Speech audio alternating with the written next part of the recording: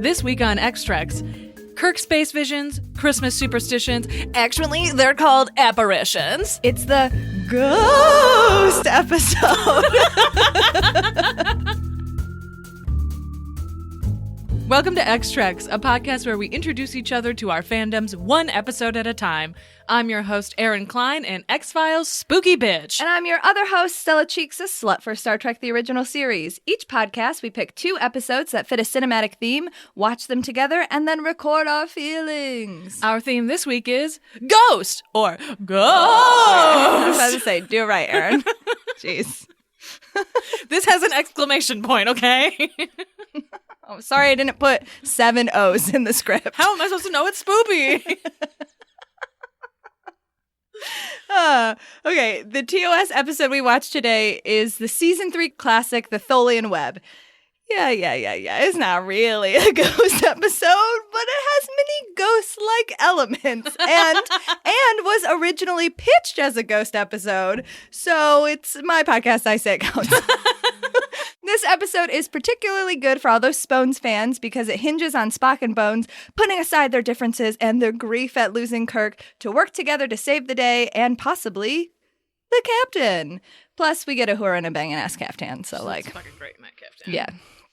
And for the X-Files one, I stuck with the theme, and we're talking about one of my favorite episodes, Season 6's How the Ghost Stole Christmas. I mean, this one is right there in the title and doesn't need a ton of explanation, but I will say that this is one of those episodes that if you've never seen a single episode of the X-Files, you can jump right into this one. It's funny. Mulder convinces Scully to abandon her Christmas Eve plans with her family and come ghostbusting with him. There are incredible guest star performances, and Scully and Mulder almost murder each other. It's a tale about love and loneliness and, of course, ghosts. You ready for digging in there, Mr. Spock? You know I am. Always. Digging in there, Mr. Spock. We must accept the fact that Captain Kirk is no longer alive.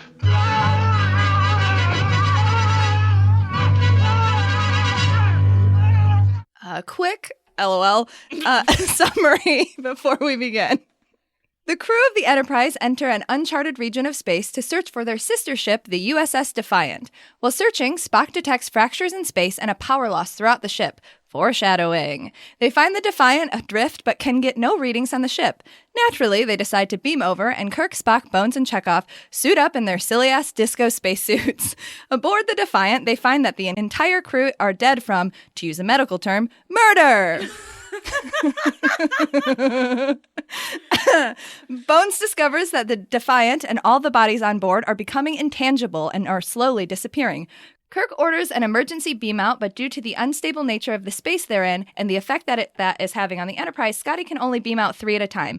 Kirk naturally stays behind, but when Scotty tries to beam him over, the Defiant vanishes, seemingly taking their captain with her. Spock refuses to give up on the captain, despite Bones and Scotty's request to leave the tainted space, because he believes that he can bring the captain back due to a period of interphase, when 2 parallel dimensions touch each other. While they are waiting, several crew members, notably Chekhov, start behaving murderously and seem to be succumbing to the same disease that took out the Defiant crew. With 2 hours before the next interphase, they are approached by a ship that identifies themselves as being from the Tholian embassy. They assert that the Enterprise has violated their space and must leave. Spock negotiates to stay until they get a chance to save Kirk. When the time is up, Kirk does not reappear, and Spock concludes that the arrival of the Tholian ship disrupted the interphase. The Tholians attack the Enterprise, and while the crew is able to disable the attack, the Enterprise takes damage that temporarily strands them. A second Tholian ship joins the first, and the two begin weaving an energy web that cages the Enterprise. Spock determines that if the web is completed before repairs are done, they will be unable to escape. Spock and Bones declare the captain dead, then watch an apt and emotionally manipulative video will from Kirk where he tells them to stop being mean to each other, hug it out, and save the damn ship. Suitably shamed, Spock and McCoy enter a temporary truce. Meanwhile, Uhura, in a truly bitchin' caftan, sees the captain floating in her mirror. Space goes! No one believes her, though, because, well, the entire ship is going mad, until Scotty sees Kirk in engineering and Spock sees him on the bridge. The lesson here? Always listen to Uhura. With the Tholian web nearly complete, McCoy dispenses an antidote to the effects of local space because he obviously found one. Scotty gets rip-roaring drunk, and Spock determines the time of Kirk's next appearance. They lock onto Kirk's coordinates, and Spock orders an activation of the ship's engines, which carry them through the spatial rift. Kirk is brought along by the transporter lock and beamed aboard just as his oxygen runs out. Yay, everything's okay! In the final scene, Kirk asks Spock and McCoy about working together without him and what they thought about his video will. Bones and Spock, in a moment of complete symbiosis, pretend they never saw the tape. Too busy. Sorry, Jim. Please never die again, okay? Look, not my best summary. What did you think of the episode? I liked this one. I was expecting it to be more funny because my episode was funny, and so I don't know why I expected your episode would be funny. Because we usually have, like, podcast symbiosis without trying, but Yes. this one is very, like, these are two very different episodes. These are very different episodes, 100%. I liked it. I don't know that this is one that I would, like, pick out as a favorite episode of the ones that I've seen so far, but I did enjoy it.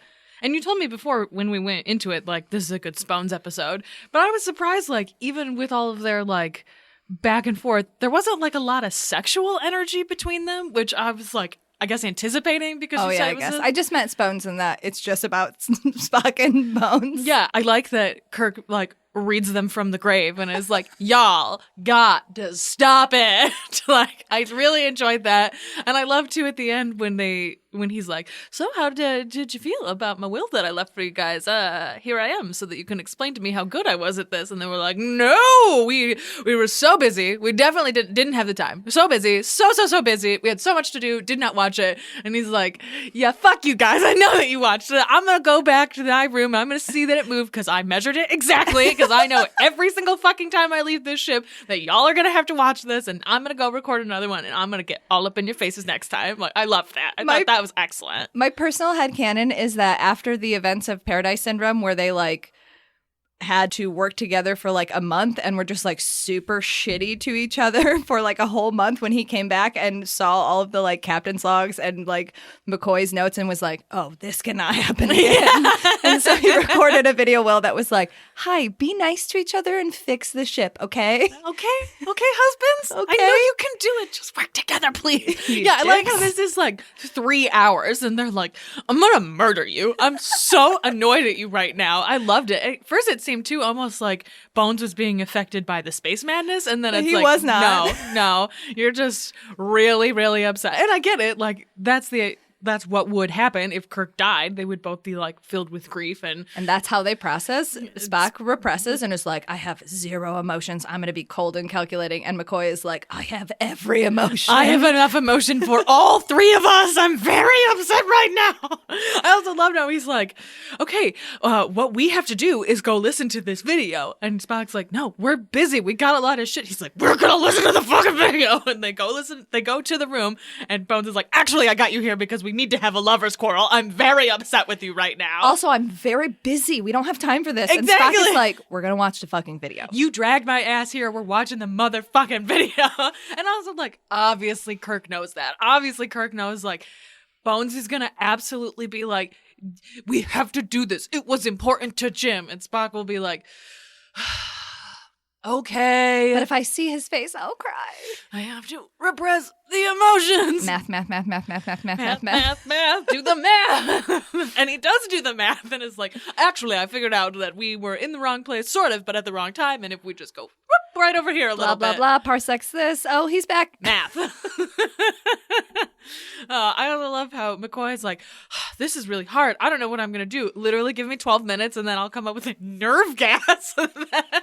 But I'll make it into like a fun alcohol drink. And Scotty's like, cool, I'm going to take the whole thing. I loved that. Bye. I loved that. I loved Scotty in this episode. I love that Scotty's like, okay, well, I'm technically the captain who's in charge. I'm needed on the bridge, not the bridge, in the engineering room. Peace, bye. I love that is like a continual thing too. Like Scotty is technically third in charge and he'll take charge if he needs to, but the moment anything engineering goes wrong, he's like, Sulu, goodbye.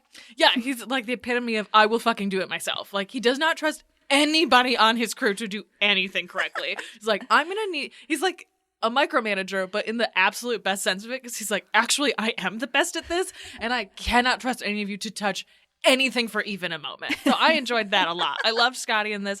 I thought everyone was really good. Yeah, Also, this is one of those rare episodes, especially in season 3, where all of the main cast members are actually there. No one's off filming. No one's off. Like, everyone's there. And everyone gets moments. Yeah, everyone has really strong moments inside of this. Sulu cradles Chekhov's head at the beginning. Yeah, because Chekhov goes mad, and then, like, Spock nerve pinches him, and he crumbles, and Sulu just gently grabs his head and cradles him to the console. Until the medical techs come take him away. He just, like, holds his face. Which like, I've never noticed that before up until this time, and I was like, oh my god, this is so sweet. It was really sweet. I was like, there's more sexual energy here than there is between Spones at, like, any point Are you in this episode. a Chahulu shipper now? I guess. I don't know. Sure. I don't want to read the fic, but I did like the cradling. It was very nice.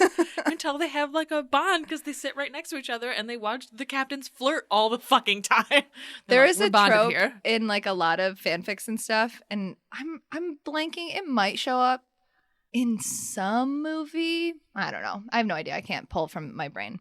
But there is a trope of like Chekhov and Sulu constantly like betting about the bullshit that the captain and Bones and Spock are doing.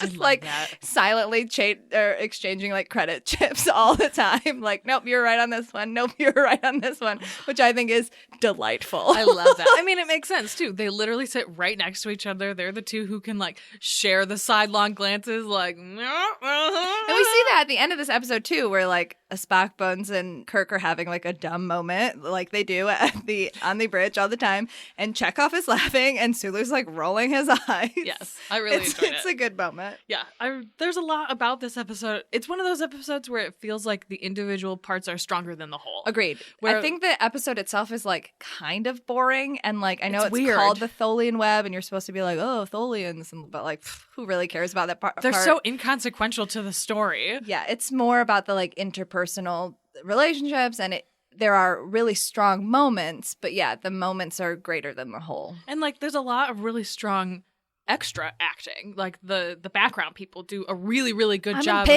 pain, must murder. Yeah, they do a really good job of like foreshadowing that they're about to lose their shit. So it doesn't really feel like it comes completely out of nowhere. Like Right. I thought they did a really good job of that. And I also thought I think the writing was really strong there too. They established like there is a big like amount of pain, and then the madness happens. And so I think that was a really smart writing choice to be like to help with that background acting. Yeah. And I thought Uhura was fucking great in this. Like all of her background acting, as usual, Her is fantastic. silent crying. Oh, Not only did I lose my bestie, because I don't know if we've established this on the podcast before, but I had Ken and Kirk and Uhura as like BFFs. Oh, absolutely. Like not only did I lose my bestie, but like now am I mad? And her just like silently crying while she's like strapped to like an insanity bed was Yeah. like low-key brilliant. Yes, I thought she was very good in this. And like, I love that Uhura is always very competent. Like, we talk about that a lot. I love that they write and have her act as extremely competent at her job.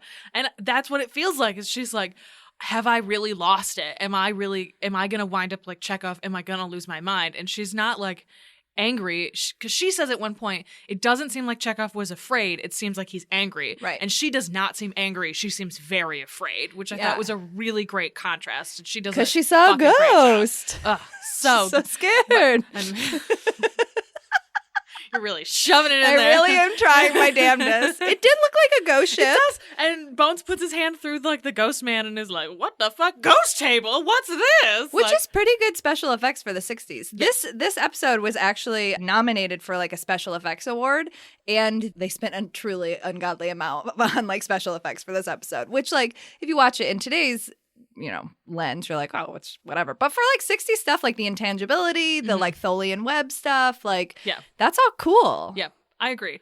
Again, it's a weird episode where all of the parts are stronger than the whole somehow. You'd think that they would add together to like a really strong whole, but they don't somehow.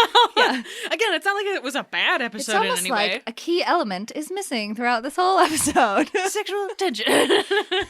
Just floating in the background, being like, you need me. I'm baby. I'm baby. I hold this all together. It's me. I love that there's that one scene where Kirk is like intangible on the bridge and he is trying to say something. And even though it's silent because you can't hear him, you can imagine, like, you can hear the William Shatner voice in your head. Yes, absolutely. There were a lot of things about this that I liked a lot. I don't really have like a ton to say about it. It's weird. It's like again, it's one of those episodes where it was very different than I was expecting it to be, but not in a bad way. I don't know. I really enjoyed it. And again, like, Scotty ruled. Scotty was fucking excellent in this episode. Yeah, because you get him being like hyper competent. I think an interesting thing is Kirk is gone, which means Spock is captain. Bones is the only one that can, like, you know, medically declare somebody unfit to lead or whatever. Scotty is now second in charge. So these are now, with Kirk gone, the three who have the most power. And you see both Bones and Scotty disagree with what Spock's doing. Bones is being a dick about it. But Scotty is really professional about it and is like, hey, here's why I think this is a bad idea. This is what's happening with the ship. But then ultimately is like, Spock's the captain. Like, you see Scotty be like, not only good at his job, like tinkering and being an engineer, but being a good officer. Yes. And you see it in Kirk's funeral scene where, like, Spock is like, so the captain's dead, and I'm going to use this eulogy to tell you why it's not my fault. I loved the line that Spock said, too, of, each of you must evaluate the magnitude of the loss in the privacy of your thoughts. Like, no one speak to me about this. We are not going to talk about it. Like, that's not good captaining. One tear from you, I will lose it. I'm going to throw you out the fucking airlock. We are not dealing with this shit. Yeah, this is also, or what I was saying about Scotty, he's the one that initiates the, like, everybody stand up, everyone have, like, a moment. Like, you see him be, like, a good officer. He's the one that dismisses everybody. But it's also funny in that scene, in that moment with Spock, and like several times throughout this episode, it does have a lot of parallels to the Paradise Syndrome, which is not a good episode, but it is one of those scenes where you see that, like, Spock is a great officer in many ways. He's a brilliant first officer. He's one of the, like, smartest people in Starfleet. He's a bad captain. He's not going to be a good captain, period. He doesn't want it because he knows that he's bad at this. And like, he's bad at it. He is bad at it. It's true. Because part of being a captain is that you have to have emotion for the people that you're serving. And that's his whole fucking deal is, I do not have emotion. I do not acknowledge. We do not do that. Logic, logic, logic. Bones is like, all of the emotion. Why can't you do any emotion? I also do think it plays, especially because this is season 3. We've seen this in the episodes. We've seen in episodes we've watched. There are episodes that we have him that this establishes that, like, Spock, and to some extent Bones, kind of when one of the other ones are in trouble is kind of like, rules and doing things that we should be doing. No, I'm going to pretend. Know her. Yeah, I'm going to pretend that this is logical or whatever because I need to make sure that we get our captain back. And then when we get to the movies, you'll see, like, Kirk does the exact same thing. Kirk is like, I will fuck everything up to make sure these people stay alive. Yeah. And it makes them not great at their jobs, but it makes them really dynamic characters when it comes to interacting with each other. I mean, it does make them good at their jobs in lots of ways. It's just that it's not... It's that juxtaposition of you can be good at your job and not following corporate directive. And, like, those things can be in direct opposition to each other sometimes. And, like, you can still be very good at your job because you're keeping the people you're entrusted to keep alive safe and alive in lots of ways. Yeah, I guess I was thinking of the fact that, like, Spock got real lucky that everybody on that ship didn't die when he was trying to, like, save Kirk. Or, like, when we get to the movies, like, blowing up a planet to bring somebody back to life. Like, that maybe fair enough. It's not the best at your job. Fair enough. That's fair enough. I feel like with Spock, too, part of it is that even though he and McCoy are, like, preternaturally at odds with each other all the time because that's their fucking sexual dynamic or whatever, he also trusts that McCoy will figure it out. Yeah. He's like, I know you're gonna, I gotta give you 12 minutes, but you're gonna fucking figure out how to do this. And then he's like, la, la, la, la, la, here's a mimosa for you and a mimosa for me, and we're gonna cheers. And Scotty's like, thanks, I'm gonna go get crunk and also run this ship correctly. I love that by this point they've established that not only does Scotty have a drinking problem, but it also doesn't affect his job at all. Oh, absolutely not. He is the 100% definition of a functioning alcoholic. He's like, I can do my job. Yeah, I'm Scottish. I got this. This is my whole deal. Does this mix well with scotch? Cool, thanks for the nerve gas. Those are my thoughts. That's how I felt. So kind of like last episode when you were talking about the Bruce Campbell thing, you were like, this episode has like a lot of like interesting facts. Weirdly, the Tholian Web has a bunch too. I think that you will have noticed this, but this is the only time we hear Spock call Bones Bones. When he's I like, didn't even notice that. yeah, because McCoy is like being a dick, and then he's like, wait a minute, this is not me being a normal dick. This is me being like a dick. Oh, I'm succumbing to the madness. And Spock's like, I think, as Captain Kirk would say, forget it, Bones. Forget about it, Bones. Forget about it, Bones. Wow.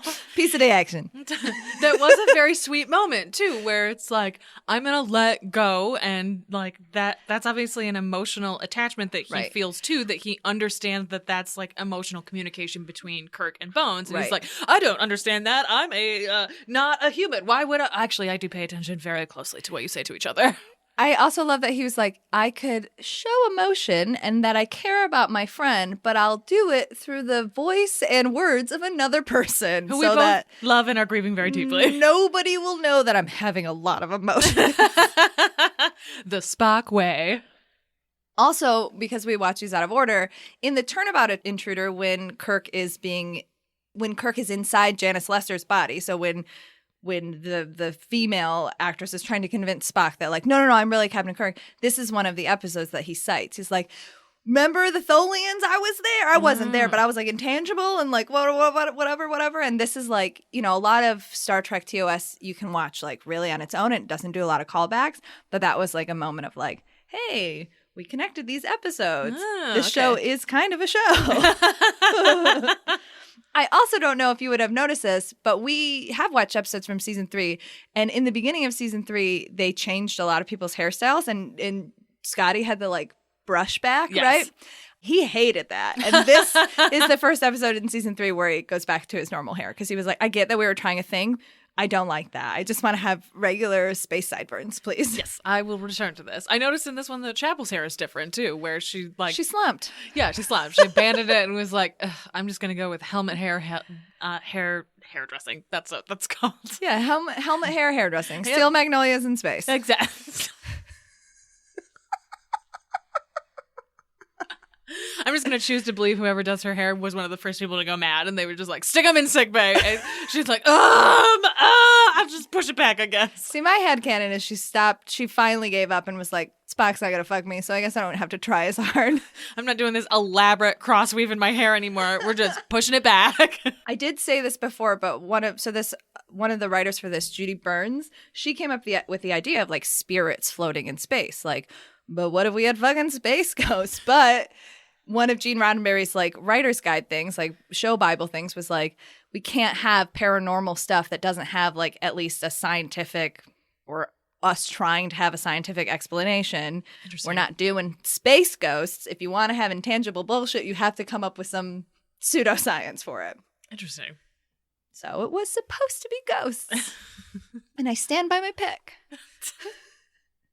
So a lot of like shows get like international like episode titles, and sometimes they're not interesting, but this one has a bunch of interesting ones. The France and Quebecois one was the Tholian Trap, whatever. Portugal was the Web. Germany was the Spider Web. And the Japan one, or the Japanese one, was Crisis of Captain Kirk, who was thrown into a different dimensional space. Wow. They really fucking went for it. They were like, we're just going to tell you everything that happens right up top. Captain Kirk, not there, in a different dimension. Bye. They were like, we need to make really clear so people don't freak out at us. So those spacesuits sure are something, right, pal? Oh, man. There's a lot about them, but I was like, what the fuck? All the tubing's on the outside for some reason. Very dangerous. Why would you ever do that with a spacesuit? And also, I didn't realize until Bones took his helmet off that those face shields are mesh. Like, what? No. How would that even help or work in any fucking way? I don't know. Also, I like that you had to touch your throat in order to communicate. So, like, when Bones is trying to put his hand through the table, he can't just be like, my hand's going through the table. He has to do it and then be like, wait, I gotta touch my throat. I mean, he has two hands. He probably could have done it, but you know. I mean, no, he's holding his leather doctor satchel in the other hand, yes. Which I appreciate that even in the future, doctors carry leather satchels. You know what? I think it might be a Bones thing. I feel like there are probably like, fancy whatever like metal doctor cases. things. And Bones is like, I'm just a simple country doctor. I'm choosing to believe that. I like that That's too. my headcanon. I agree. This was my grandpappy's doctor satchel. In the 22nd century, he carried this fancy leather case, and now I carry this fancy leather case. So we've obviously seen them in spacesuits before, notably in the naked time when they were wearing like fucking shower curtains. They were terrible, And yes. like there were like gaps and everything. So part of this was to make them have spacesuits that look more, you know, professional, I guess, or more like spacesuits, which I think comparatively. Yes, Yes. true. I would agree with that. You can't just like stick your hand in your mouth in this one. Also, I like the color. Like I know that it's not. You shouldn't have the tubes on the outside, but I do think it's like an interesting like textural design and stuff. I do like, appreciate silver- their little name tags. Yes. This is my helmet. This one belongs to me. I mean, the silver kind of makes sense too, especially for the 60s when they're still like actively trying to go into space. Like the idea is that you're trying to reflect the heat from the sun, and so like that like mirrored silvery color and texture does in theory make a lot of sense too. So the spacesuits were made from like a silver lame type thing. They didn't have any zippers on them, so they had to like slick like a jumpsuit, put themselves in it. So anytime they had to like go to the bathroom or have a break, they had to like fully get out of it, which it's a terrible costume design. But the reason they don't have any zippers on it is because Gene Roddenberry notoriously fucking hated zippers and was like, I don't want zippers in the future. This is my future. No zippers. Why? It is a really weird like hill that he decided to die his dick on. into a zipper as a child and was like, no, I need to remove this from the canon of clothing. I just There's no other explanation. he just fucking hated zippers, and so these poor men had to suit up in these silver lame things, which is so funny. You never even see the back of them. Why couldn't you just have a zipper on the back? No zippers in space. No zippers in space. Which is truly one of my favorite things about Gene So Roddenberry. funny. Destroy capitalism and zippers. It's a 2-part plan.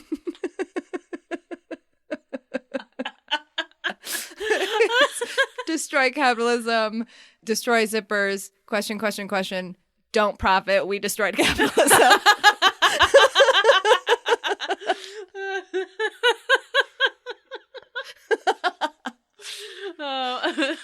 Finally, so in Star Trek Enterprise, in A Mirror Darkly, which is their Mirror Universe one, they reveal that the Defiant that goes missing appears in the Mirror Universe, but also like, so not only is it in the Mirrorverse, but it also goes through time, so it like time jumps, because Star Trek Enterprise happens before Star Trek TOS.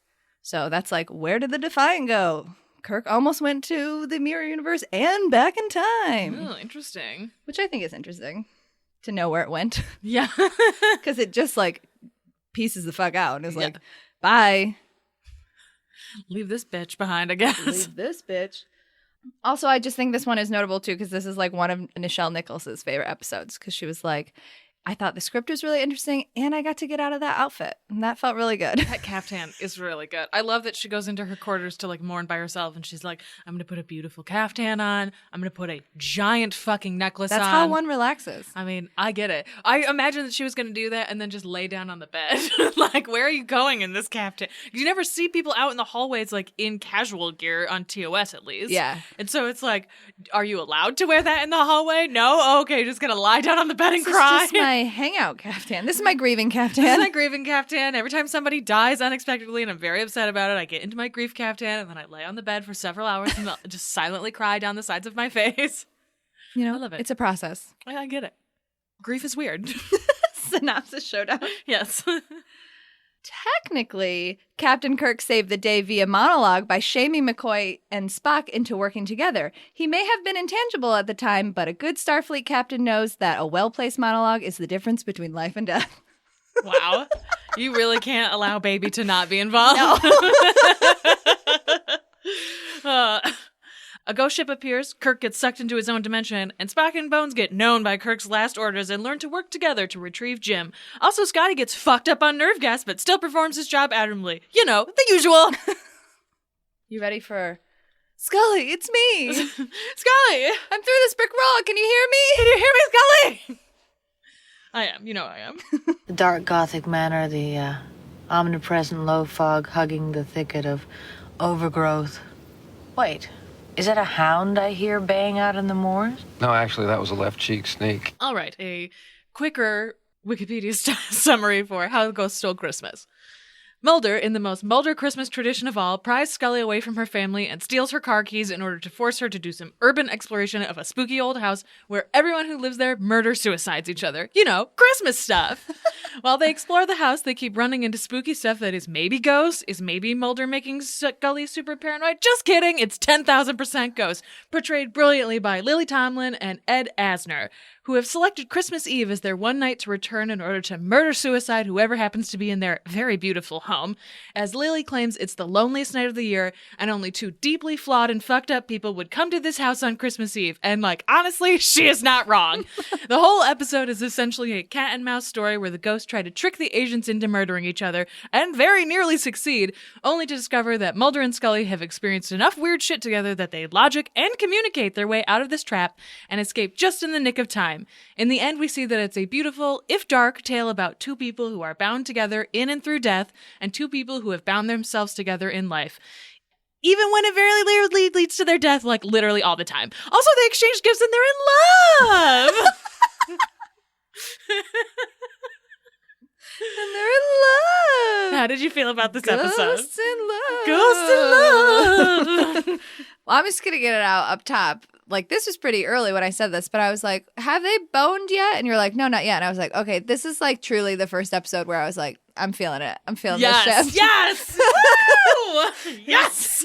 However many episodes we've watched. And I was like, I'm in it now. Yes. Yeah. And you want them to kiss. You asked that, and in the chronology of where this episode fits, it's after Triangle, and so he has kissed Scully and is aware. And has accepted his feelings. Yes, and has said that he loves her, and she's like, whatever, I don't give a fuck about this. And he's like, oh, I'm full in love with this woman. So he knows at this point that he's in love with her. Right. And you also notice, too, this is right before the Bruce Campbell episode where he has just given up on life, does not give a fuck about anything except he's just Scully. given up on, feelings that are not, I'm in love with Scully. Yes, exactly. I'm not afraid of these ghosts. I'm not afraid of this devil.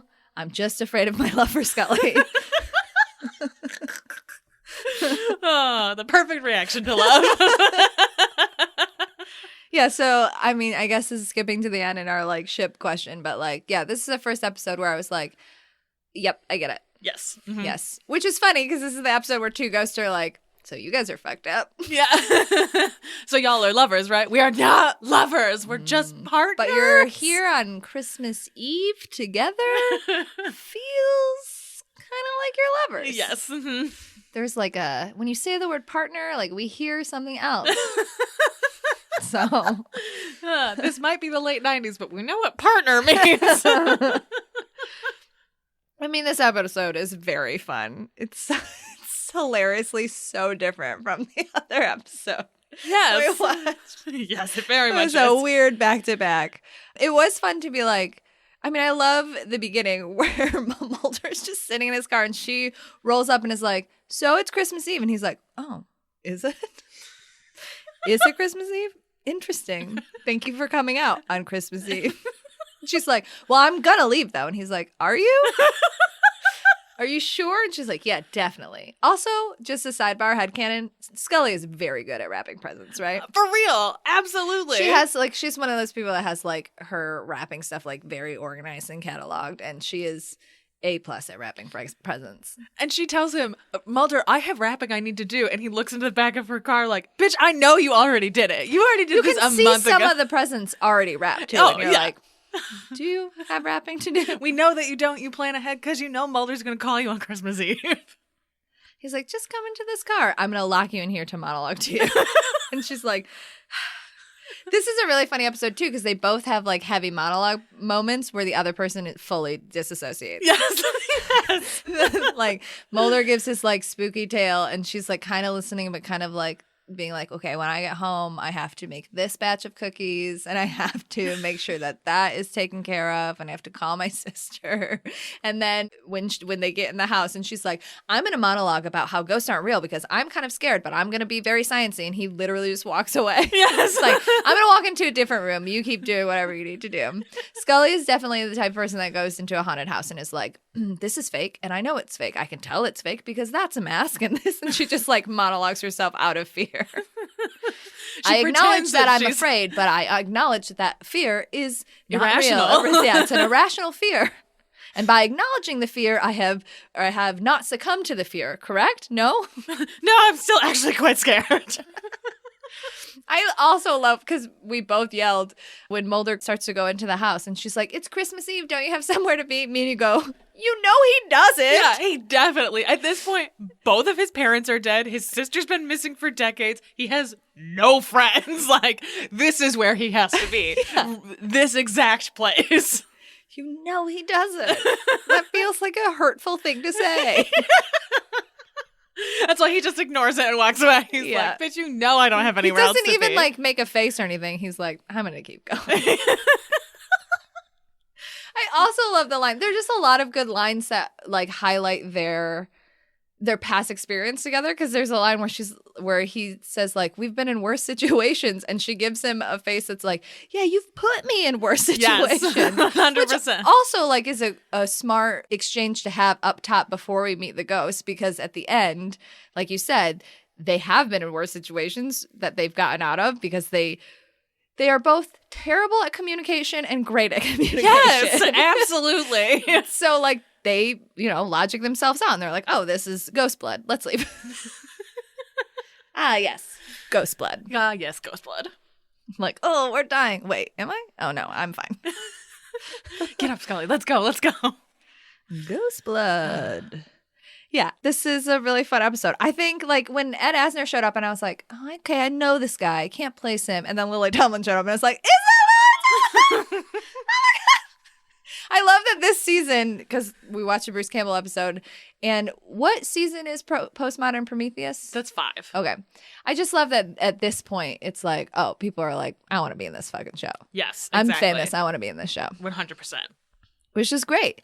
And not only, hey, I want to be in the show Tyler Perry style, where I'm just like kind of an inconsequential character, but like, oh, we'll put you in the show, but we'll give you like good shit to do. Yes, absolutely. Which is great. And I also love that. I love that they're like, wait, but you guys are old. Are you ghosts? And they're like, we're not talking about it. We're never going to address it. You're going to bring it up, and we're going to skip right over that. Yes, 100%. Because we don't want to talk about how we've aged, because it doesn't actually make sense, but we're very famous, very talented actors. So shut up. Oh, are we in modern clothes? We don't want to talk about it. Which, honestly, like, the ghosts don't owe them shit. They don't got to give them an explanation. Absolutely. 100%. You had a great line while we were watching that you said, it's very embarrassing to get read to filth by a man wearing a bucket hat. Yeah, it is embarrassing. It's very embarrassing in Mulder. I also love the two juxtaposition of this ghost tells Mulder to sit down, so he sits down, and Mulder listens to everything the ghost has to say. And then when Lily Tomlin tries to do that with Scully, Scully's like, no, I have a gun. You don't get to talk to me. Well, I have a gun. Mulder is just like, sure, I'll have this conversation with you, a man I assume is a ghost. I know is a ghost. There are mean ghosts. Also, I mean, I kind of like the idea of like, these ghosts haven't gone mad. These ghosts aren't like, oh, we're haunting and we don't know why. These ghosts are like, we chose to be here. We have a plan. We're sad that we don't get to kill more people. It's a bummer. But like they have like, they try new tactics each Christmas, which I think is funny. Like, they, in the spirit world, they're like communicating and be like, okay, but what if this time we tried like psychology and like tried to like trick them in instead of like spooking them into murder? And like, I love that idea. Mm-hmm. Also, these ghosts are way too powerful. Are these ghosts or are these demigods? What the hell? They've had a lot of time to figure it out. They died in 1917. All they do all year is plan this murder suicide. Yeah, but it's just like, they have a lot of powers. They play tricks. That's it. They don't really have power, though. They just have like illusion power. Illusion. We quoting a TikTok. Illusion. It was inevitable. Also, I love that these ghosts are still real, like, horny for each other. Yes, I agree. You know, when old people are horny for each other, I guess. I do too. Good for them. I love old people love. I think it's so charming. I want you guys to bone in the spirit world. Absolutely. I love it. I agree. I feel like this is two simultaneous stories about people who are in love in very different ways. Where Mulder and Scully, like, as the ghosts say over and over, maybe you guys should have worked out your feelings before you came to this haunted ass house Why on did Christmas you come Eve. here? And she's like, well, I just came here because Mulder told me to come here. We didn't talk about it. They never talk about it. What do you mean? And I love at the end too, where she's like, why did I do this? Why did I come here? I don't want to do that. And he's like, you didn't want to come? Wait, what do you mean? And like, it's such a nice moment where they do use the like psychoanalysis that these ghosts read them to filth with to be like, oh yeah, that's right. I do really I am a narcissist. I do really love proving you wrong. When have you ever proven me wrong? She's like, oh. That's rude, first of all. I guess there has been a lot of telekinesis and aliens And vampires. Like, God damn it. Yeah, that Jersey Devil.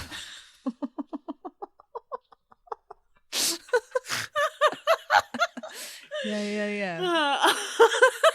Good points all around. These are all very good points. Here, let's have Christmas presents. What do you think he got her? I'm uncertain. I love that you don't actually get to see them. Yeah. I think that was a really smart choice. I think she bought him a vintage porn tape. Oh, 100%. She either bought him like an original version of Plan 9, like an old VHS copy of like a movie that he loves but for some reason doesn't own. Weird. So it must be porn. But I have no idea what's in like a cylinder. Yeah, because it's wrapped like a Christmas cracker, but it's not a Christmas cracker. Right, exactly. What could it be? I don't know. I feel like he bought her some kind of like scientific cleaning solution, like that would come in a tube. I feel like it's a novelty prayer candle. I did get your sister murdered, and so I had this specialty prayer candle made of her face. Yeah, it's a novelty prayer candle. She is very religious, and he doesn't love that, but he does respect that she's very religious. So I agree. It's a prayer candle for sure. A porn tape and a prayer candle. Perfect couple. Also love that when they're like zooming out of the window in that last shot, very true to their personality, he's just like ripping the thing open, and she's like, I'm going to carefully open up the corner, and I'm going to methodically open this so I don't damage the Christmas paper. It's important to reuse. And he's like, ha ha ha, I'm a yeah, child. she's got a drawer in her like her wrapping area that's like nice paper that I've saved. Yes, 100%. She's like, I Someday can reuse this. She doesn't have hoarding tendencies except for when it comes to wrapping stuff. Absolutely. She's like, I'm going to spend $1,000 each year on Christmas paper? No, anything to lower the cost. Yeah. I think she does one of those like adopt a family things, and she buys like a lot of gifts for like, you know, like we'll buy shoes and toys and like, you know, things for a family. And she does it because she's a good person and she likes charity. But she also is like, you know, I do love rapping and I don't have a ton of people to rap for anymore. Yeah. So Mulder has forced half my family to be murdered at this point. So I have to adopt a family to get my rapping jollies out.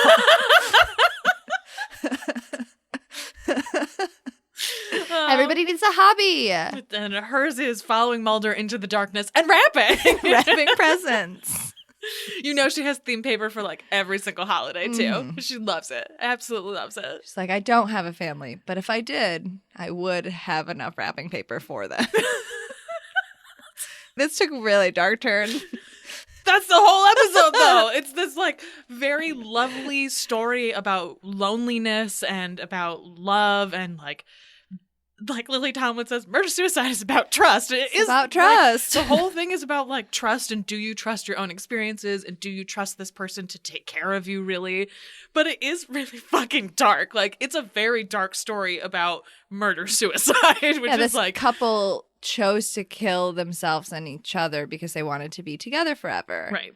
And they seem pretty happy with their choice. I know. It's so strange because normally murder-suicide is bad and, you know, should never fucking do it. But this... Extrax doesn't condone. Murder-suicide, not condoned by Not Your Demo Productions or Extract specifically. But, like, that...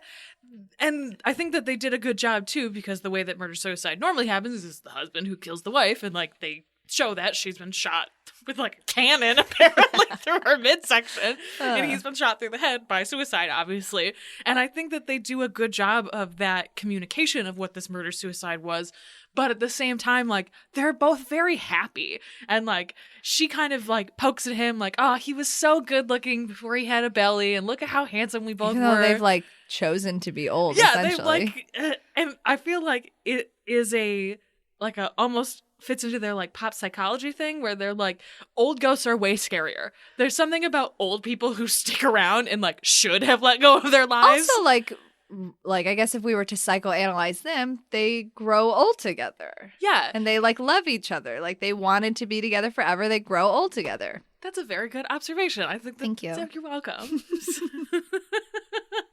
Yeah, I think that it's just such a surprisingly touching and lovely episode for something that is essentially a very, very dark story.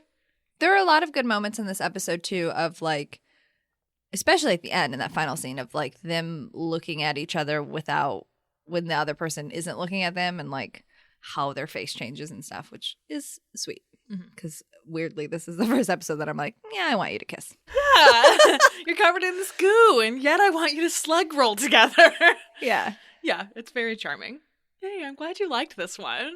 If this had been a postmodern Prometheus and you hadn't liked this one, I'd been like, we gotta cancel this podcast. We're done. You don't like an episode with Lily Tomlin in it? Pff, we gotta. Impossible to not like something that Lily Tomlin is in. Absolutely. And like, as you sort of kind of guessed at too, like this is written for her. Right. She really wanted to be on the X-Files, and she came to the producers like really early in the series and was like, yo, you got to put me on this show. This fucking rules.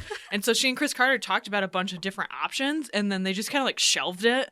And then they get to season 6 where, as we talked about several times, like the show was supposed to end. It was supposed to become a bunch of movies. They did the one movie and they were like, just LOL, JK. This makes us a lot of money, and please don't stop making this show. People love it so much. They will literally burn our network to the ground. And so they come back for this season where in many ways it feels like, I feel like they've hit their stride because the X-Files knows exactly what it is now in season 6.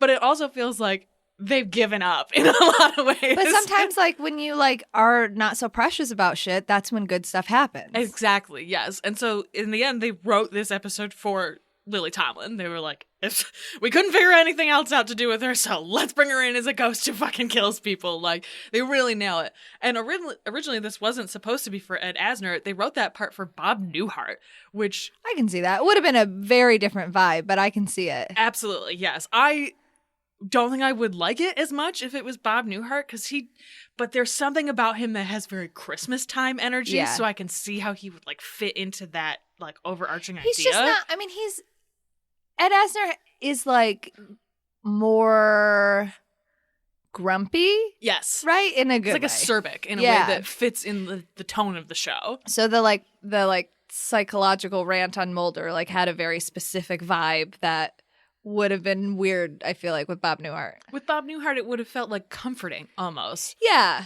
I feel like it would have been more, I think unintentionally, it would have been more like slapsticky and not as like, I'm emotionally manipulating you. I'm a ghost. I'm a ghost. I'll fuck your whole shit up.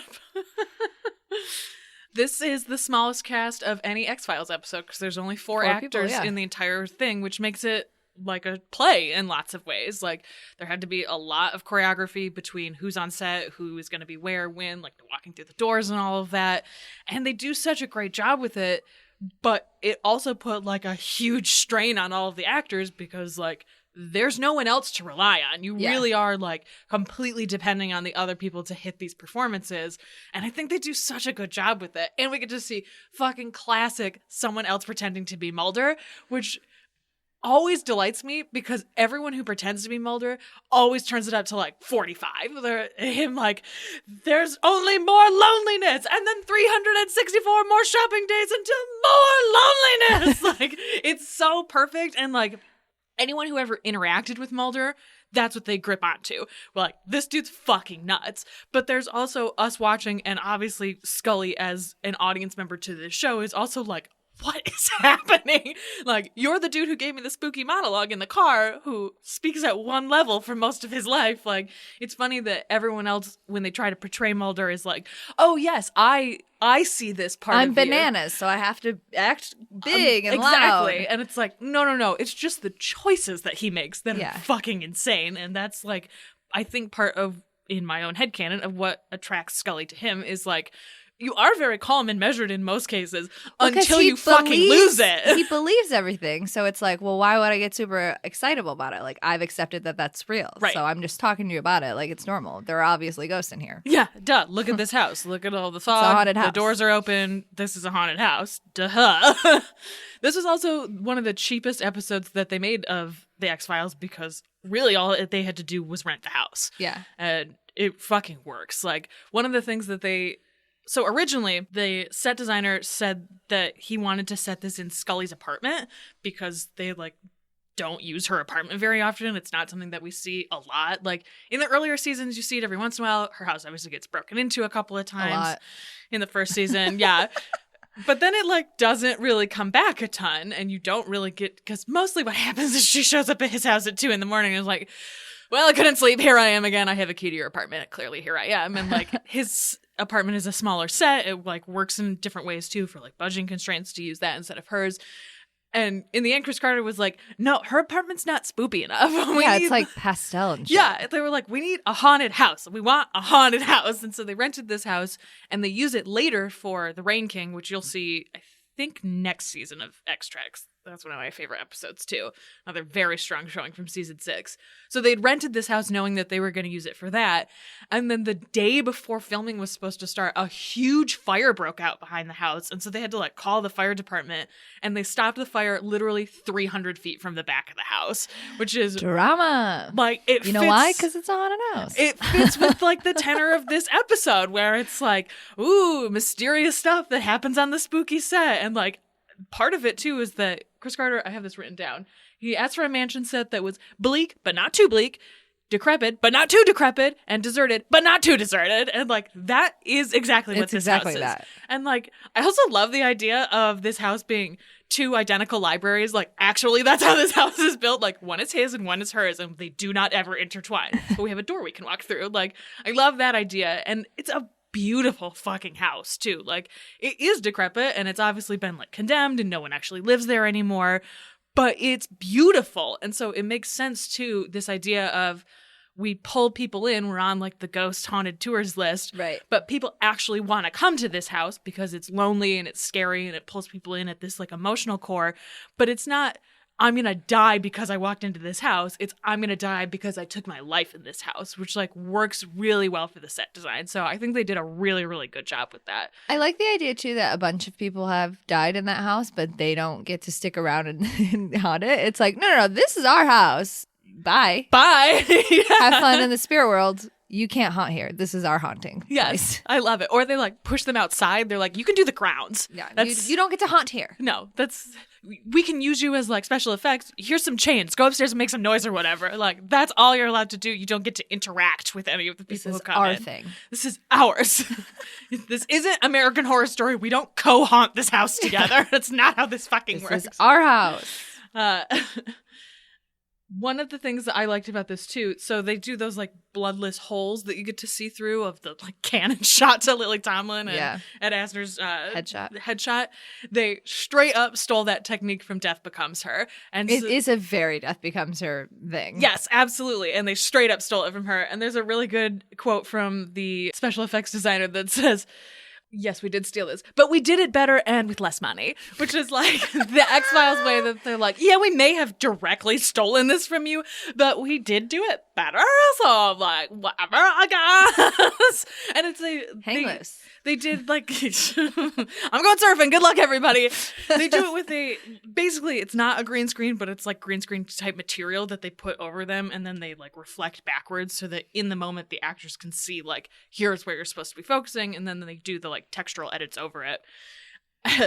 In contrast to that, all of the blood is real fake blood, and so it turned So they into... are blood slugs. They are blood slugs, and Gillian Anderson specifically complained later that it turned into a gummy gooey mess, which, like, yeah, you guys are covered in this disgusting blood. And you can see it later when Mulder stands up and is like, look, I'm not shot, you're not shot, it looks disgusting. Like, it is clearly a bunch of fake blood, which I think is a good choice visually, because once you really get a look at blood. it, yeah, you can tell, like, oh, this is a trick. They tricked them. And then that obvious, like, as soon as they step outside, they're in their white clothing again. Like, that's really good costuming choices, too, to put them in this white clothing so you really get this good shot of it, too. So I think they did a really good job of combining both special effects and, like, actual practical effects, too. And again, this is still one of the cheapest episodes that they shot. And, like, We love practical effects. love a practical effect, love a well-done, cheap practical effect. That is how these things should work. So the reception to this was great. People fucking love this episode. It's impossible to not like something like Lily Tomlinson. 100, and especially when she's a fourth of the cast. Yeah. Like, it's written so specifically for her. I said afterwards when we were done watching it, I love the scene where she shoots Mulder and then she just, like, giggles and kicks her feet. Yeah, Like, she's having a great time. they just do such a good job with I these like characters. when characters are having a good time when they're murdering. Yeah, it's my favorite type absolutely. of murder. I don't want a grim It's murder. like 90% of the reason I like Hannibal is he's having a really good time. Yeah, it's like, who needs a grim murderer? We've been there, done that, seen that whole fucking story. Yeah, I don't need to have your like moral quandary. Just like do it because it's fun. Yeah, they're dead. They have to pay no moral price for this. Yeah, do it 'cause it's They're fun. living their best fucking dead lives here. It's just absolutely delightful.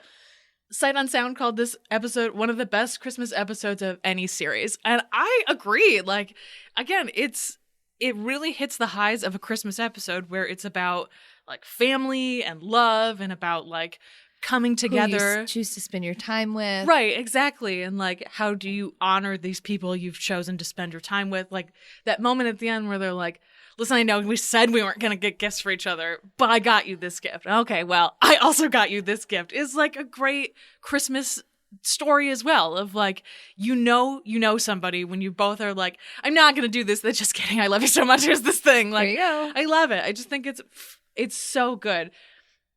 One of the main complaints for the few people who didn't like it, weirdly, they said they relied too heavily on the guest stars, which I feel like really misses the fucking point. I also disagree. Yeah, I think that Mulder and Scully have They do a really good job of this episode. they have really specific parts to play inside of it, and if you're not familiar with those characters, that stuff doesn't hit in the same Right. way. Like, I love this episode, and I think as a standalone episode it works really well, but for the, like, story that we're telling inside of X-Trex, I think you needed a whole season to Agreed. really... I was just going to say that. I was like, it is a standalone in many ways, but I don't think the enjoyment level would be there if I didn't have a relationship with the characters. Right, exactly. Once you know Mulder is a narcissistic, self-serving piece of shit in many ways, like, that monologue hits in a different way. And when you see, like, Lily Tomlin really reading, I almost called her Gillian Anderson, or Scully, you see how well that works, because you're like, you really do love to try to prove him wrong, and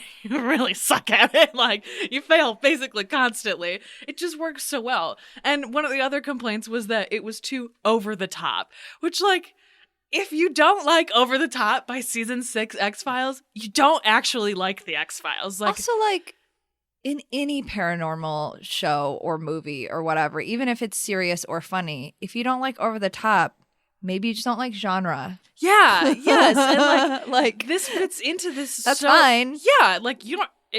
Not everyone has to like the same stuff, but how do you come to this part of watching the X-Files, especially if you're going from, like, season 1, episode 1, all the way up through this episode of season 6, and feel like Over the Top is inappropriately placed within the X-Files? I feel like sometimes, and I'm not like reading TV critics or anything, because I think that people who criticize like art and like media are often like thrown under the bus and people are like, you just don't get it, whatever, blah, blah, blah. But I do think a tricky thing when it comes to like long-standing TV shows and stuff, it's like after a certain while, you're like, I actually don't really have anything more to say about this. And so I'm really clutching at straws. And that honestly feels like I had to write about this and I'm clutching at straws moment. Yeah, exactly. It's like, you don't have to find anything wrong with this. And, like, again, if you don't connect with the fact that it's over the top, you probably just don't like this. And that's fine. But, like, this is one of the best episodes of this very series. good. And it's amazing to me that anyone watches it and doesn't connect with it in that way. It's just so fucking good. I love this episode so much. Synopsis Showdown? Sure. All right. Mulder tricks Scully into going ghost busting on Christmas Eve. They almost get murdered by two ghosts who are absolutely reading them to filth, but in the end they're saved because they're not actually lonely, they have each other. Aw.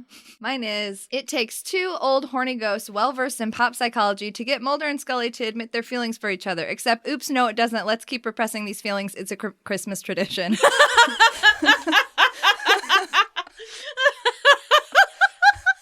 I need like that one. And the ghosts do say that at the end. They're like, maybe Christmas is just another lonely day for people in these days. And like, yeah, that is the problem. I also like that the ghosts were like, those guys were fucked up. Yes. They're like, man, we almost got them. Like, wow, they were really fucked up. Yeah. Woof.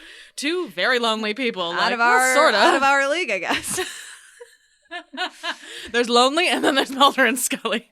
That's the thing. Like, they are lonely because they have isolated from, like, basically everyone. No, they do not have anywhere better to be on Christmas Eve. But also, like, they've chosen this world for themselves and, like, are very happy with each other in many ways. Yeah. It's so good. Deep Throat's mission logs. Let's do it. Thurigan, a nerve gas used by the Klingons. Aye, and deadly, too. What are you thinking of, Doc? You're trying to kill us all. If I remember correctly, it caused fatality only when used in pure form. That's right. And in this derivative, mixed with alcohol, it merely deadens certain nerve inputs to the brain. Oh, well, any decent blend of scotch will do that. All right, we'll begin with Tholian Webb. As Stell mentioned, this episode was nominated for an Emmy Award for special effects. Really threw all the budget into that because we didn't have to cast any guest actors.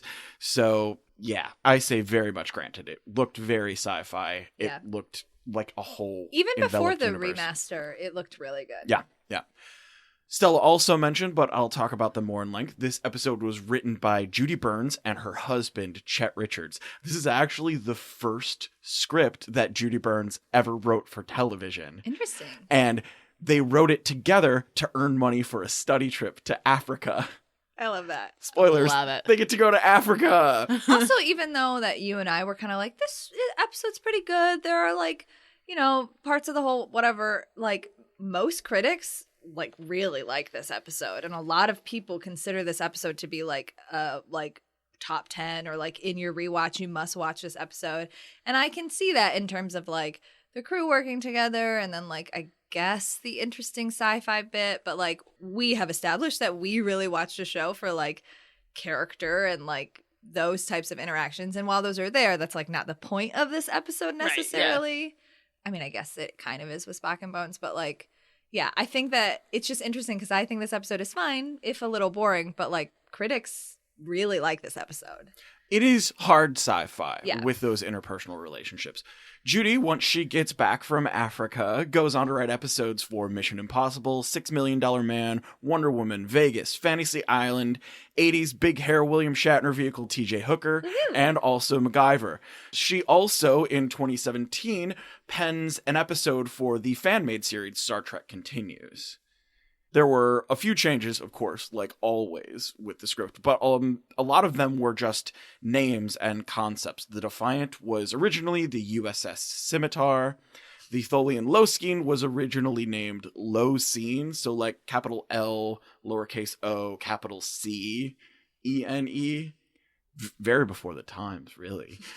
And originally, instead of those amazing William Warefeast designed spacesuits, everyone was just supposed to wear like invisible life support shields, which didn't exist in Trek and kind of like never really go that way. But for budget purposes, it makes a lot of sense.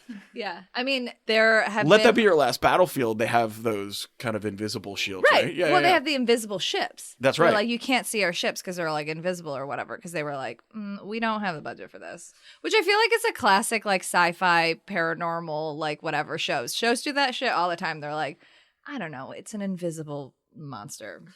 Only people who have seen X can see it. Nah, we don't want to do this. Whatever, no. But those spacesuits, fuck, and I'm glad that they exist. Those spacesuits are fucking bangers. I love them so much. This was originally supposed to be directed by Ralph Sinensky, who had already at this point directed the TOS episode, Is There in Truth No Beauty? You'll see kind of the same fisheye lens treatment that Spock talking to Chekhov was used in this episode from that as well. Ralph was fired from this episode and requested to take his name off the credits. And so the second half of the episode and its credit is that it's directed by Herb Wallerstein, who came in and finished the episode. I could not find any information on why Ralph was fired. Probably Gene and him didn't get along. That's my guess, because I feel like anytime anybody's name is taken off something, Gene did something to piss them off, and they're like, I'm done with this. Goodbye. That fucking tracks. That's my guess, and I feel like it's a Educated guess. educated and informed guess.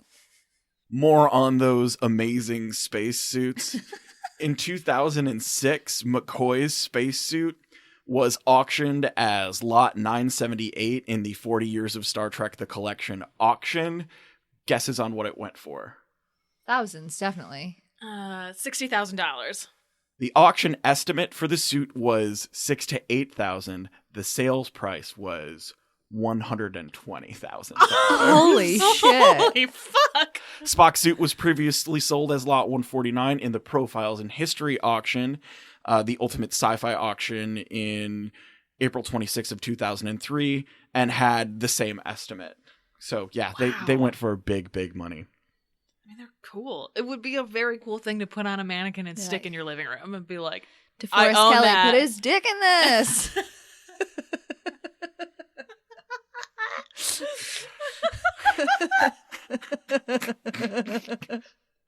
Take my money! Look, my episode wasn't very horny. I have to bring it in somehow. We usually don't talk about like bloopers and discontinuity flubs and things like that, but in this episode, Spock says that there is absolutely no record of mutiny aboard Federation starships. Chekhov says that. Chekhov says that. And Spock goes, or because Chekhov says, like, a mutiny, there's never been one before. And Spock's like, yeah, absolutely zero record. Nobody's done a mutiny before, which I'm only saying it in that voice because we know the retcon. Well, we know the retcon, but also on the show, TOS before this, there has also been several mutinies at this point. I think it's just new freelance writers who don't really know, and that line got through somehow. Yeah. That got through Roddenberry's very fine comb. Also, it kind of fits with at the end of the episode when Kirk asked, were there any problems? And Spock's response is, no problems of note. It like almost calls back to that where it's like, Spock's a liar. Spock Vulcans don't lie. Vulcans lie. Vulcans It's just the have biggest lie Vulcans tell. Yeah, exactly. Anyone who tells you they're not a liar is a fucking liar. Well, like, just to like clarify the retcon, because Spock in Discovery obviously has a sister who is a famous mutineer.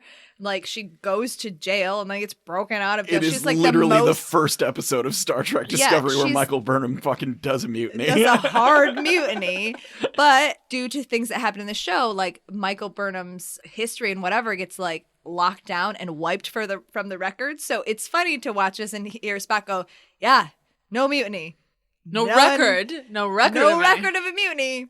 It didn't happen. And then Nope. just be like, my sister. No mutiny, no tape, no siblings. And then in further proof that nerds truly are everywhere, it was kind of come to light. In 1997, U.S. Customs investigators used the term Tholian web for a technique they employed to entrap child porn enthusiasts in conversations and trick them into illegal activity. This was actually super successful. In a joint investigation and sting known as Tholian Web, agents of the U.S. Customs Service and New York State Attorney General Dennis C. Vacco's office spent 18 months tracking and gathering evidence on child pornography trackers in the United States, Germany, Switzerland, and Great Britain. By the end of 1997, the operation had resulted in 120 prosecution referrals and 32 convictions in the United States. That's a lot. A lot. Sometimes Just in the United States, 32 convictions? Yeah, just in the Holy United States. Shit. That's That's a a lot. lot. sometimes an episode name is used for a band and sometimes it's used for, a government entrapment program. It's important, the waves of pop culture in our society. We're nerds. We're everywhere. Wow. As far as casting notes go, this is a ship in the bottle episode. Yeah. Literally everyone you see, including the knocked out crew of Defiant, are the regular stand-in stunt people, the regular people you see on the Enterprise.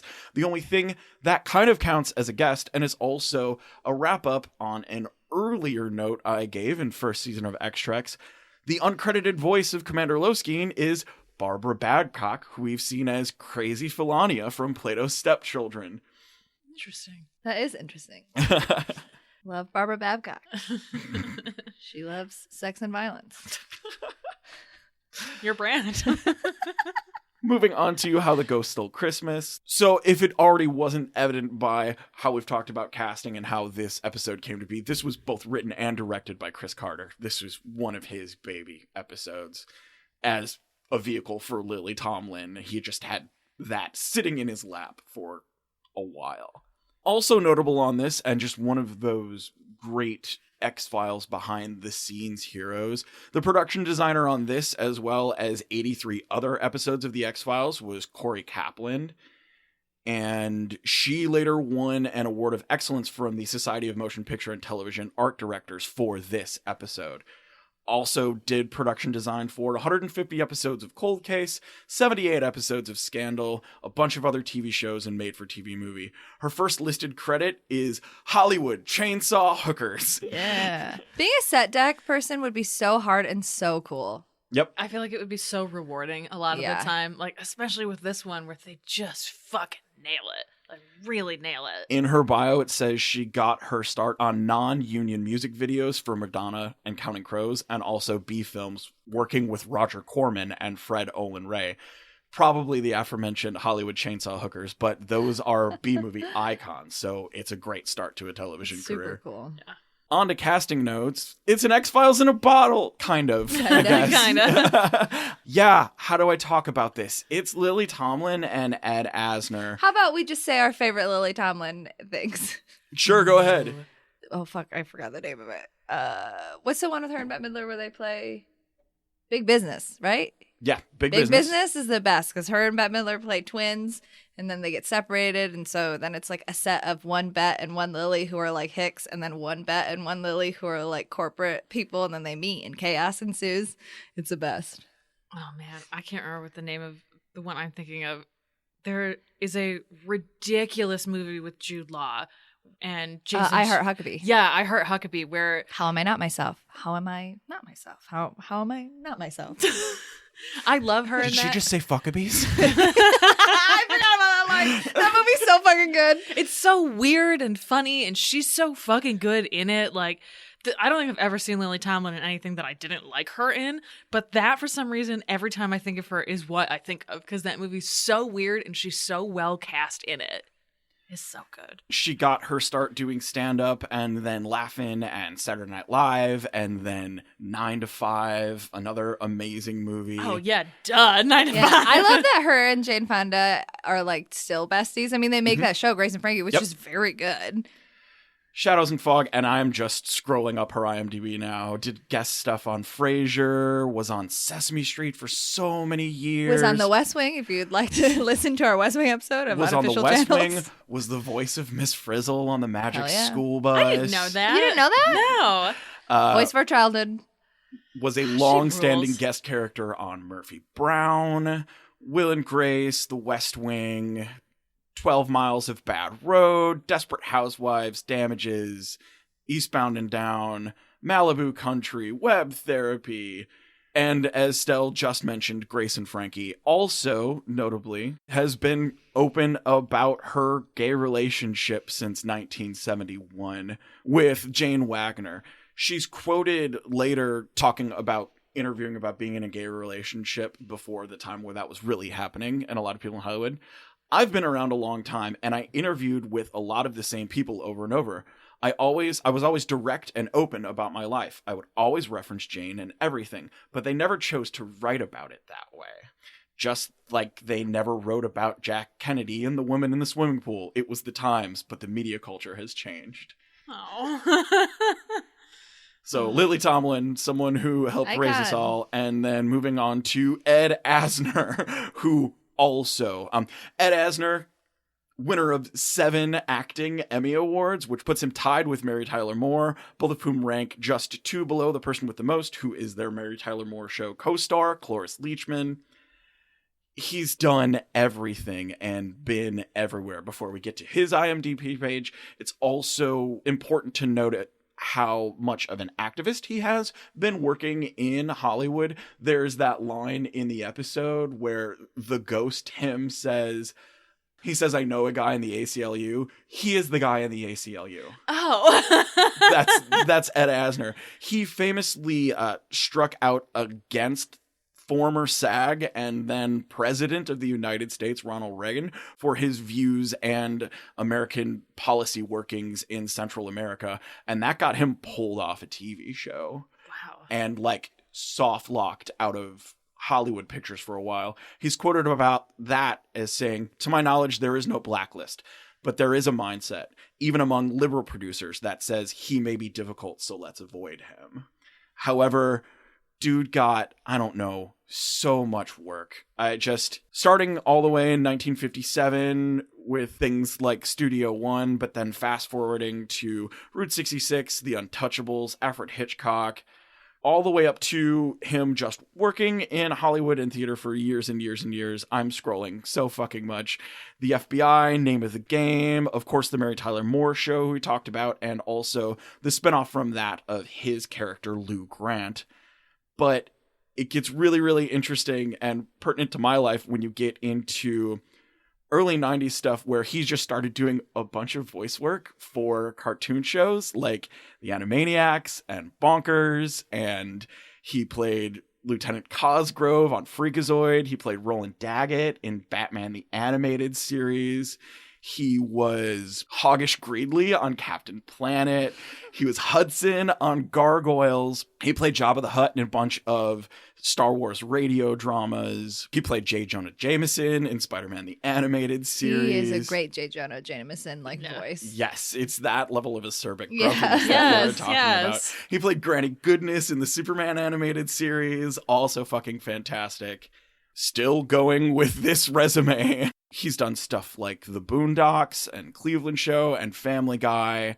He's still alive, right? Yes. That's what I thought. Yes, because he just recently also did guest appearance with Lily Tomlin on Grace and Frankie. Oh. It's a good show. So, yeah, it's Lily Tomlin and Ed Asner. I don't, yeah. It's like when we talked about Bruce Campbell, where it's like, you know who they are. Even if you don't know his name specifically, exactly. like, you know who the fuck they both And are. a lot of people, like Stell, you didn't know his face right away because you weren't watching television, but his voice, you know it because you've heard it. Like, oh, that everywhere. guy. Yeah. So thank you to both of them for being a part of one of my favorite TV shows. And also a bunch of my other favorite things to exist. ever. Yeah.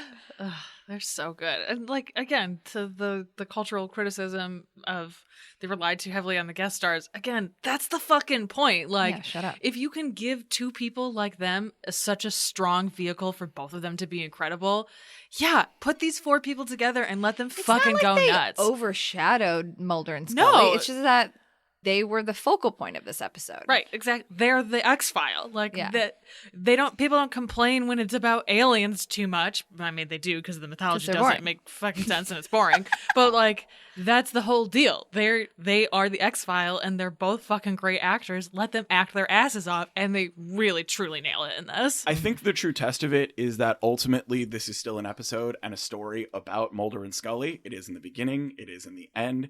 Their relationship grows a lot. It made Stell believe in Mulder and Scully as a couple. So you Wanna can't say believe. the guests outshined the main cast in this because it evolves their relationship Especially because so you much. get like the first third of the episode is just Mulder and Scully being weird together in the haunted house, which is great. And Yeah. like that really establishes that it's about them. That's like Yeah. a third of the episode. Yeah, absolutely. Throughout both of these iconic actors' career, they never touch Star Trek directly. However, Ed Asner has a couple of loose associations with it, including during Deep Space Nine's third season hiatus, he was a member of a group called the Second Drama Quartet with Diane West, Harris Yulin, and Renee Auberjonois, who plays Odo. on the Yeah, show. I know. I was like, don't worry, I was just disassociating. And Just letting him finish. and also and also in Deep Space Nine, in the 7th season episode Extreme Measure, his daughter Kate Asner plays the nurse Bandy. So, like, not a bingo, but like bingo adjacent. Bingo adjacent. I don't Bingo know. adjacent. I'm doing my best. Ready for overall thoughts? I am, yes. Of all days, why did you pick Christmas? Why not Halloween? Now, who is filled with hopelessness and futility on Halloween? Christmas comes but once a year. You're right. These two do seem pretty miserable. All right, so the theme was ghosts. And yours was definitely about ghosts. Yeah, it very much was. Mine was about being invisible. Apparition. Apparition. He's yeah, an apparition. Yeah. Also, 2 episodes that have really good special effects. Yeah. Yes. Okay, pulling that. Okay, pulling that together. Yes. These both have great special effects. Again, these are 2 episodes where main characters get read to absolute filth, which is always enjoyable. They have to put aside their fears and indifferences to work together to survive. See? Very good. See? Very good. Very Pulling this good. together. This theme works. It really works. Spitballing, talking out loud, bringing it together. I mean, there were 2 episodes that are weird to watch back to back, but they're also good episodes. Yeah, definitely. I would definitely agree with that. So, as the casual fan questionnaire, as a casual fan, would you recommend this episode to a newbie? Yes, I think that I would. Again, there are lots of really great pieces about this episode. I don't know that I would. I don't know. Maybe I would recommend this as something that kind of talks about the general tone of the rest of the show. It doesn't feel like it sits outside of the way that a lot of other episodes are. It is very Shakespeare in space in some ways, where it's this group of people working together to solve a common cause that has this mystery behind it. And you do get, you don't get tons of Kirk, but you do get everybody else. It is an episode with the main cast actually intact, which is good. Yeah, and you get this message from the past from him too, which also works really well. So yeah, I think I would give it the caveat of if you're really into this episode, you're probably into a different type of episode than I am personally. But those episodes do exist. Right, exactly. And so I feel like it would be a decent jumping off point for a newbie. Yeah. Would you recommend this episode to a newbie of the X-Files? I think I would with a caveat. It would be this episode is enjoyable, and I am 90% sure that you will have fun watching this. But if you like this and you watch more, I would revisit this episode. Yes. Because I don't think it's an episode that I feel like if anybody watch it, it is on its own enjoyable episode. And there is enough pop culture know-how of who Mulder and Scully are that even if you only know that there's enough to understand and get away with it, and they do enough establishing them in the beginning, that third where they're together. But I do think it is way more enjoyable if you have a personal relationship with them. So yes, with a caveat. Yeah. There you go, tying these episodes together. Yes, with a caveat. What is a scene or moment from this episode that you won't forget? Scotty taking the nerve gas and being I'm putting this with Scotch. See y'all in 2 hours. I liked you that there is that time gap. They're we've got this time to fill. And he's I'm going to fill it with nerve gas. Yeah. It won't kill me. It will mix with Scotch. Peace out. See you think later. It's gonna taste good. Oh, okay. I'm gonna put it in my alcohol. Goodbye. Goodbye. A lot of it too. It was a beaker full. I know. That is. McCoy, you should have known better than to bring him a whole fucking decanter full of nerve gas. That's really on Bones. Yeah, I completely agree with that. What's a scene or moment from this episode you will not forget? Honestly, I think the whole scene before they walk into the house. There are a lot of really memorable moments in this episode and good scenes, but that just dynamic of him tricking her out of her car into his car and making a fart joke, locking the thing, being here's some, he's I spiced this monologue up for you. I'm turning it into kind of a story. And their interaction, her being I'm going to go home. And him being you're not going home. You're definitely coming here. And then her being do we have anywhere else to be? And he's just I don't. And just keeps walking.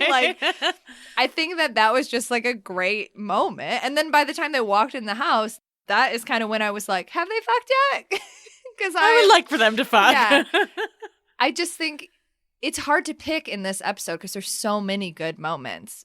But I just loved that interaction so much. That's so funny. That's not what I would have anticipated that would you you have say. anticipated blood slugs? Well, part of Bobby and I were talking about this after we finished. That scene where they're the blood slugs makes me cry every time I watch it because they're having this very emotional moment where it's I'm not leaving without you. You're not doing this without me. You should have thought of this. You should have thought of this. You should have thought of this before you shot me. You shot me. And then this moment of oh, that's right. We're in this together and we can get out of this together. Like, I feel like that's the one that really sticks with me for the most part. And of course, the end when they exchange the Christmas gifts. But Yeah. I also love the way that first scene is shot from like behind them in the car, where you get to see him like, I'm so in love with her and I just trapped her in the car and I'm going to tell her this spooky story. Like, It is a really great moment. It's just really great. I think my favorite scene from the Star Trek one is that scene where Bones comes and releases Uhura. Like, again, my headcanon is Uhura and Kirk like besties for life, but I also think like that is a really good acting moment for Nichelle Nichols. And like there are episodes where she gets lots to do and that focus on her, but like she is not a part of the triumvirate. She is more of a background crew member, at least out of the 6 or whatever, or 7, I don't know how to count. But it's a really good moment for her. And I like that a lot. Yeah, I would also, agree. bitch and Caftan. So you sort of answered this question. Are you shipping Mulder and Scully yet? I think this is the first time I've said yes, but yes. Yay! Oh, I'm so excited. I think all you had to do is take Skinner away for 10 episodes or whatever. And now I'm like, well, I have to ship somebody. But also, like, it does feel very earned. Like, they had a lot of, like, connection. And also the ghost being like, oh, come on. Yeah, the ghost of the audience where they're like, good God, you're yeah, in it's love. a good, like, the ghost being the audience proxy being like, Jesus Christ. Yes, yeah, totally. I totally agree with that. Are you shipping anybody in this episode? Weirdly, I thought it was going to be Spones.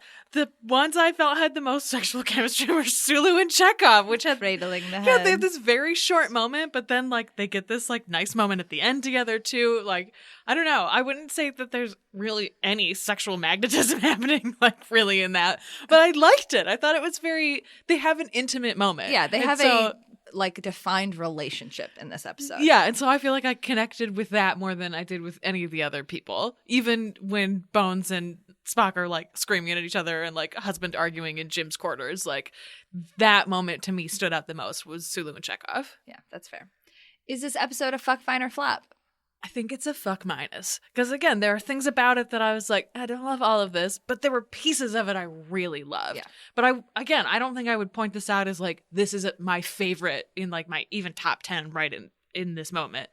I don't know, maybe I would have to like actually sit down and write that out to figure it out. But like, gun to my head, it's not top 5 that I would name right away. So fuck minus.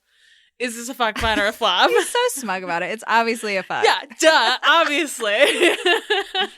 It's just such a good episode. I love it so much. I'm so glad we could get to it as soon as we did. All right, you can find us on the internet. You can follow us at NYD Productions on Twitter and interact with the show using the hashtag XTrexPod. You can find me at NYD Urgency on Instagram. You can find me on Twitter at Stella_Cheeks. And you can find me on Twitter at Haberdasher9K. You can also email us at xtrexpod@gmail.com with questions or comments, or if you want a fic where one of the boys is a ghost that haunts the Enterprise, but they still fall in love and they obviously like figure out how to make them not a ghost anymore so they can kiss or whatever, I have links for that. Several links for that. And if you want more special behind-the-scenes action like our script notes, outtakes, extra podcasts like unofficial channels, and access to our Discord, then check out our Patreon at patreon.com/NYD Productions, where you can get access to all that and more for only $1. Ooh. And don't forget to subscribe wherever you listen to podcasts and to tell your friends. We find that this nerdy shit is better when it's shared. We'll see you next episode for the Body Swap Again episode. In the meantime, believe boldly. Seek truth. Ship proudly. X-Trex is created and written by Stella Cheeks, Aaron Klein, and Bobby Hoffman, and produced by Bobby Hoffman for NYD Productions. Our show theme is Alien Spy by Ionix, and our show art was made by Jonathan Curtis.